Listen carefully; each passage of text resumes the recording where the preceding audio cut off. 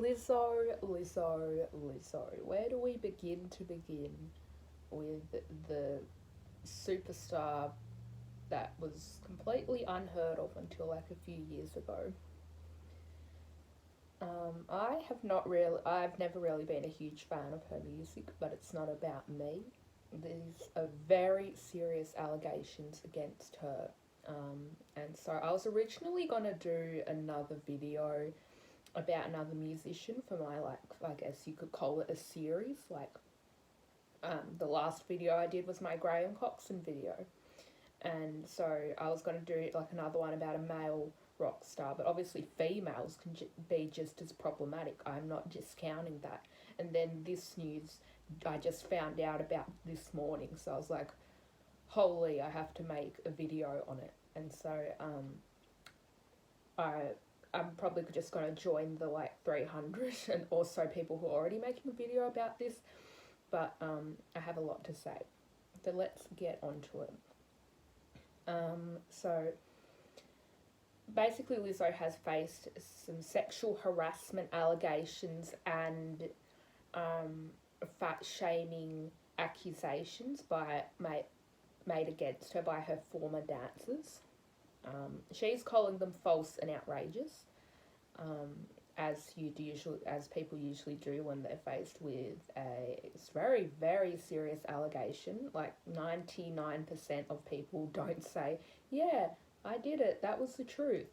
And I think it just goes to show that obviously musicians, or anyone who's famous, they can have this like public persona. Like Lizzo, they can promote body image and body positivity, but then again inside that's just probably all for the money or something, or the image. And because Lizzo, obviously she knows her figure, maybe she thought, okay, well I can sort of capitalize on that.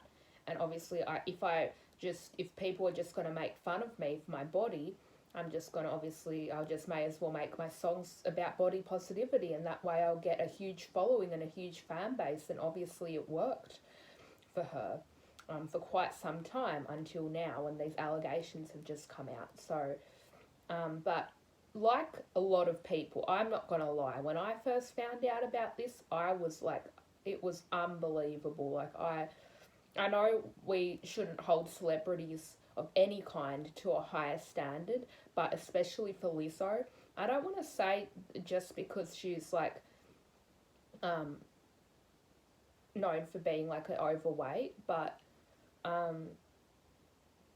yeah, because I think that sort of plays into it, and I definitely I think we all can agree that we're all kind of guilty of that, which is why most people are looking at this and going, oh my god, like, how was I not aware of this earlier? And I think even as much as obviously I do not stand for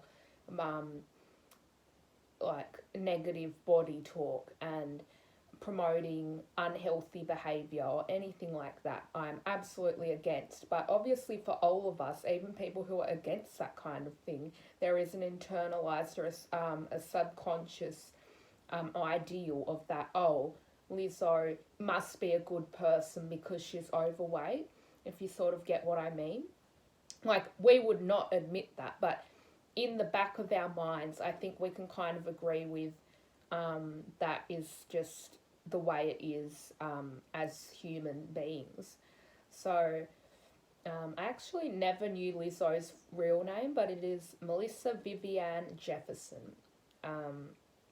So the lawsuit was released on Tuesday, and included weight shaming and sexually denigrating behaviour. And Lizzo didn't take the Colleen route. She didn't grab her flute, although that would have been pretty cool if she just did a response with a flute. But obviously now's not the time to make jokes. She said she was, quote, not the villain that people and the media have portrayed me to be. Sure.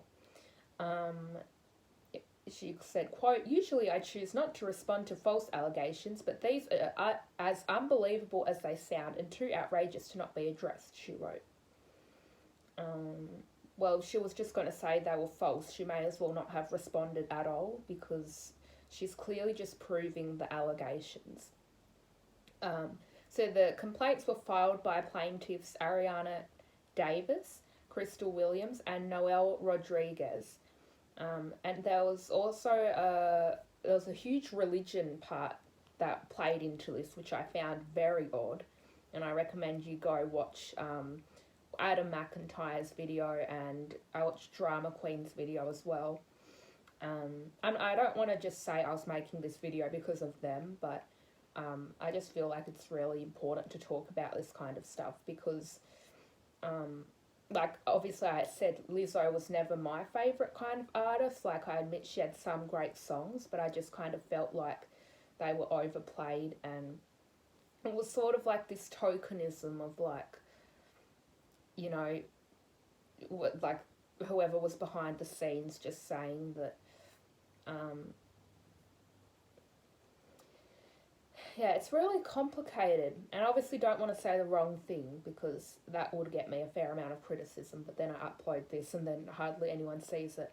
But she actually did just perform in Australia at the Splendor of the Grass Festival, and she also performed in Fuji Rock in Japan, like, a little over a week ago, nearly a week ago.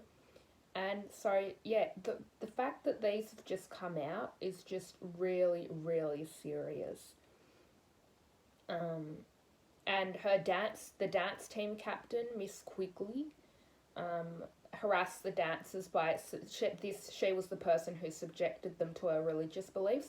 So it wasn't Lizzo who was doing that, but watching Adam's video, he did say that Lizzo was, like, with asking people, like, weird questions about being a virgin and stuff that just kind of reminded me of the Colleen situation and just publicly humiliating them when they went out clubbing and stuff. Like, this behaviour is just disgusting and just should not, like, how the hell is this even allowed? Like, how the hell is Lizzo still able to perform?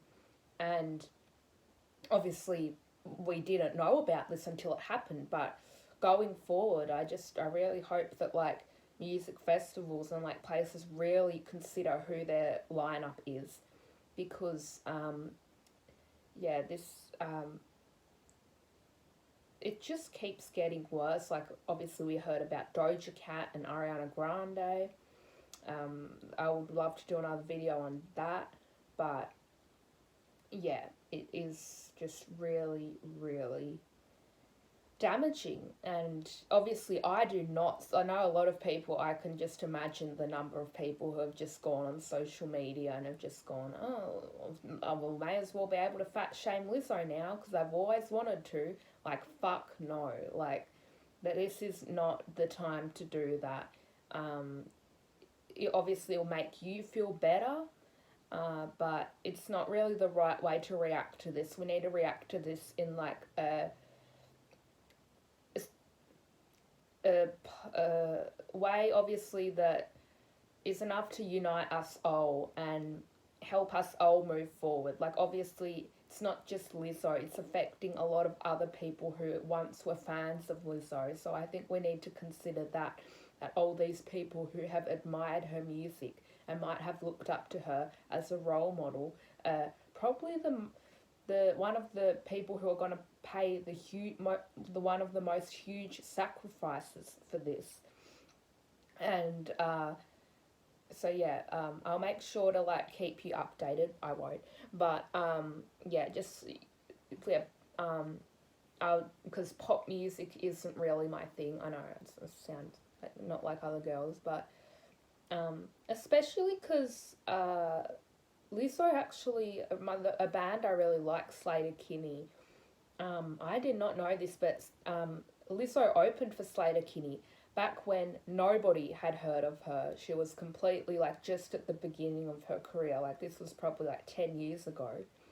And Sleater-Kinney were kind enough to let her open for them. And if you didn't know, Sleater-Kinney is a all-female fronted band. I hate saying that, but they were the pioneers of the Riot Girl, I know I say girl like that, but revolution of, like, just feminism and, like, like, I guess body image sort of played into that, because Slater Kinney did write a lot of songs about eating disorders, because one of the members, Carrie Brownstein, her mum struggled with an eating disorder, and so there was a lot of their songs were just like really, really, especially about, yeah, like sexual assault, women getting sexually assaulted at music festivals, and like really important topics that not many other bands were singing about at that time, whether they were male or female.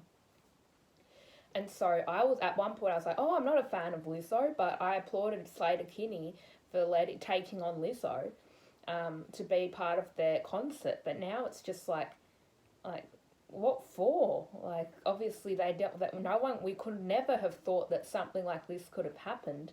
But especially with Lizzo's like promotion of bodies, and like Girl, like she had that TV show on Amazon Prime where she tries to find her backup dancers.